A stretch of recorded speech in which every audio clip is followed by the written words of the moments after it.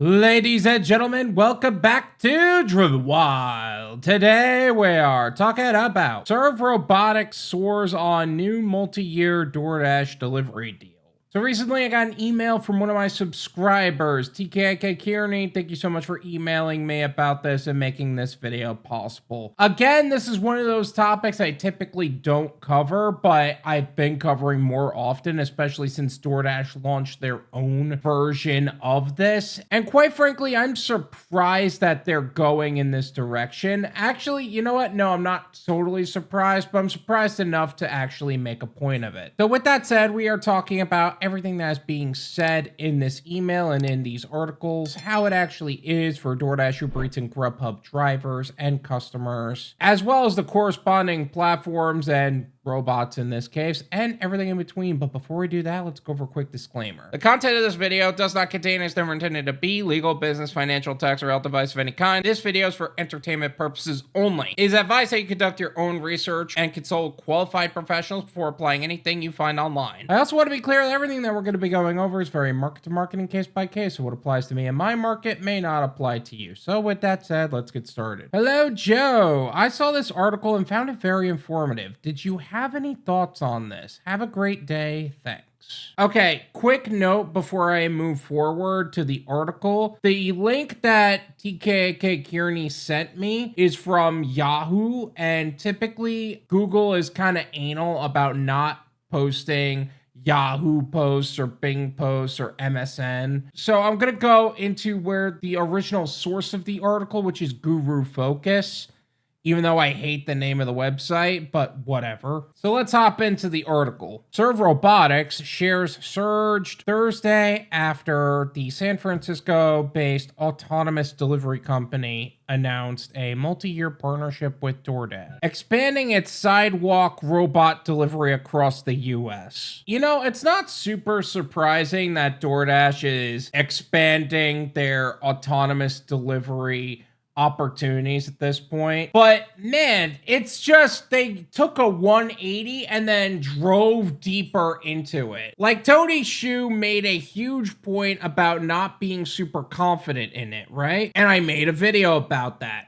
Then they released their own version of this, made a video about that. Now they're signing contracts with other delivery companies with these robots to further expand their network, which is insane in my opinion. Because usually what DoorDash does is that they'll say something and do something and then they'll dig deeper. Now they hit a point of lack of confidence in the thing and tried to pull out and then dug deeper, which is so strange but predictable at the same time. I mean, you could never trust what DoorDash says, so why would you start to believe that now? Under the new deal, DoorDash customers in Los Angeles ordering from select stores and restaurants may now receive their orders via Serve's small self-driving robots instead of human couriers. The companies plan to gradually roll out the service to additional US cities in the coming months. I wonder what select stores they're referring to, because you gotta think that number one, these robots, while they are autonomous, they are still small and people can still break into them. So what kind of robots are they expecting to send out? What kind of orders are they doing? And what kind of stores are okay with robots working their shit? Granted, if all the no-tip orders go into these robots, all power to you, go for it. But I just don't see it. The partnership marks a major expansion for Serve, which until now had worked exclusively for Uber since 2021. This enables us to go to cities where DoorDash is the dominant player, said Serve co-founder and CEO of Ali Kashani. Now we have a significant fleet size. We can provide more supply and we're looking for more demand, so our robots always have jobs. You know, it's so funny that that they are saying it like that. They don't care about the jobs of the person. Oh no, because people have rights. They want the robots to have jobs. Like, that is just ridiculous, the way they said that. It's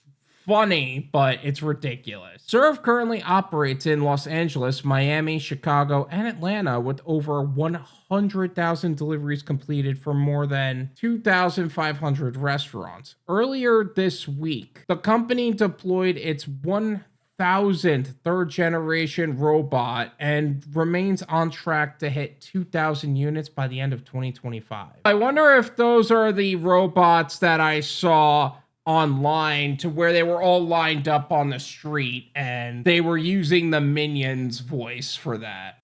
Minions! Tonight, we steal the moon!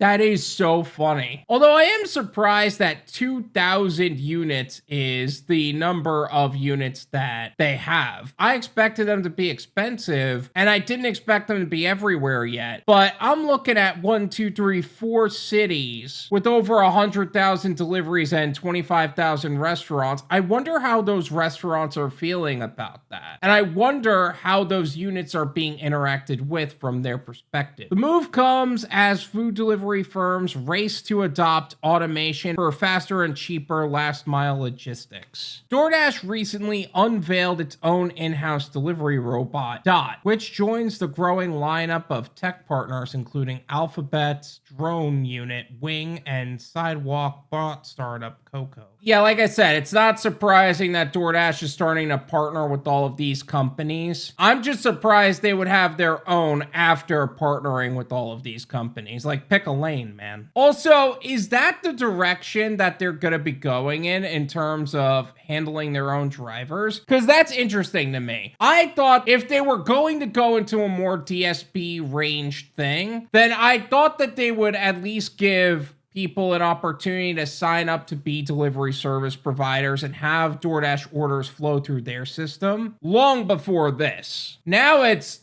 a completely different subject altogether. This is my opinion. It's worth what you pay for it. None of you pay me.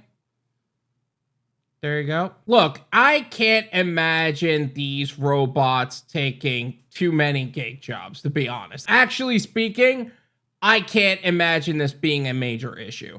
I know that there is a lot of delivery robots in these areas, but at the same time, like, you can't do this everywhere. Like, a lot of people are looking for faster and cheaper last mile logistics because that's where the most money is. But there's a reason for that. Even Tony Xu was saying, hey, I'm not too confident in this. Like, you're adding to the restaurant's workflow. You're making already intolerable customers trying to tolerate more things by having to leave their 9th-story apartment building and come all the way down to pick up a robot delivery, which that person was probably ghosting their drivers anyway. And not to mention, when I made a video talking all about Dot, there were so many people talking about how they're basically gonna get ruined in their cities. This is a company that's involved in 4 locations, did 100,000 deliveries, which that's pretty awesome, don't get me wrong. 2,500 restaurants is nothing to sneeze at, but out of those 2,000 units, how many of them do you think are gonna survive in every market?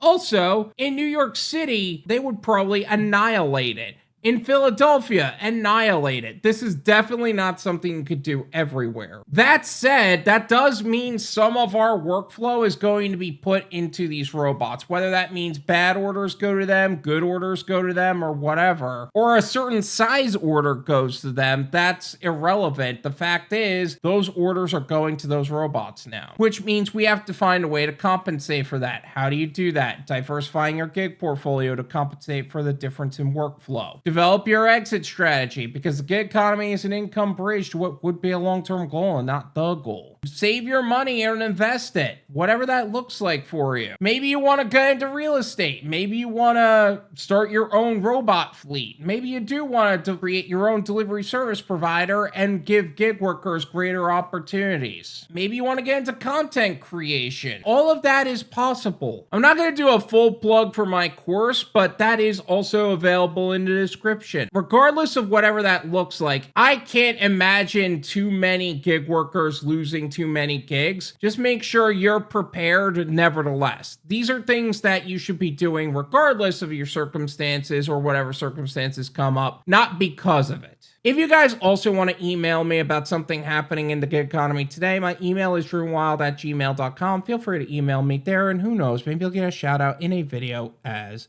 well. Thank you guys so much for watching. I really appreciate it. Make sure you guys hit the like button, subscribe. Make sure to check out my website, drivenwyld.com, for more services and platforms that we have talked about in the past and are still talking about today. Also, if you guys want to stay on the cutting edge of what's happening in the gig economy today and stay in the know of what most gig workers are talking about, make sure to check out our other channel, the Gone Wild Live Clips and Podcast, where we take the clips we hold on Thursdays at 9 p.m., cut those clips down and have them posted there. Also, check out my Patreon for more exclusive content and full-length live stream replays that cannot be posted on YouTube. Once again, thank you guys so much for watching, and until